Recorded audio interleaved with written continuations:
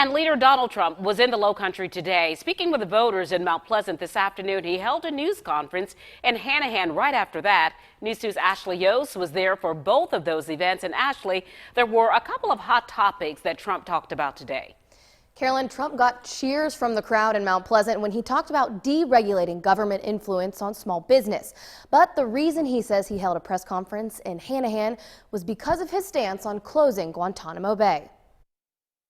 I've had people from South Carolina calling me, asking me to do this press conference about Guantanamo Bay. Trump says the reason he held the press conference in Hanahan was because of talk about moving criminals here from the prison at Guantanamo Bay. They shouldn't be closing Gitmo, Guantanamo Bay. They should not be closing it in any way, shape, or form.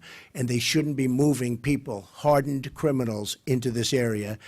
And I will stop it. He also called out Governor Nikki Haley on the matter of refugees. If I were the governor, I wouldn't let him come in. I don't care what the rules and regulations say.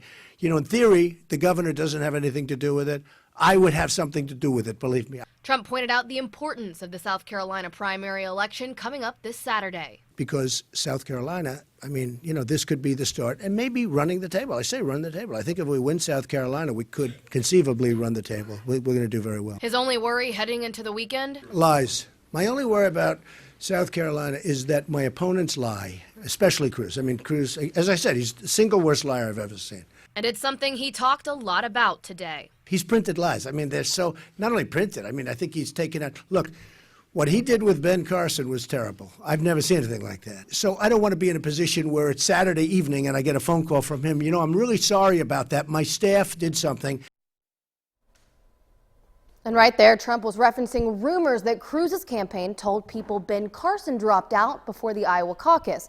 But the South Carolina Elections Commission says they'll have clear signs posted telling you which candidates are no longer in it, even if their name is still on the ballot on Saturday.